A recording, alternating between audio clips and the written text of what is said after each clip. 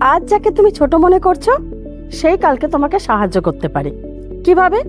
চলো আজকের গল্প থেকে সেটা জেনে নিই। গল্পের নাম সিংহ আর একটি ছোট ইঁদুর।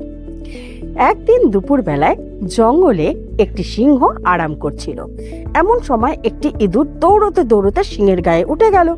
সিংহ তো রেগে গিয়ে তাকে ধরে ফেললো। তখন ইঁদুর কাঁপতে কাঁপতে বলল, আমায় দয়া করে ছেড়ে দিন, একদিন আমি আপনাকে সাহায্য করব। এই শুনে সিংহ তো হেসে উঠল এবং বলল, তুমি আমাকে সাহায্য করবে? হা হা হা, তাহলে নাও, আমি তোমায় আজ ছেড়ে দিলাম। অনেকদিন পরে সিংহ একটি শিকারীর জালে ধরা পড়ল। সে কিছুতেই নিজেকে ছাড়াতে পারল না। তখন সেই ইঁদুরটি এসে সেই নেটটা কেটে দিয়ে তাকে মুক্তি দিল। তখন সিংহ তাকে বলল, সত্যি তুমি আমাকে আজ সাহায্য করলে, তার জন্য ধন্যবাদ। ইঁদুরটি তখন তাকে হেসে বলল, কোনোদিনও কাউকে ছোট ভাবতে নেই, কখন কে কার সাহায্যে চলে আসে। তাহলে আজকে আমাদের গল্পের শিক্ষা কি?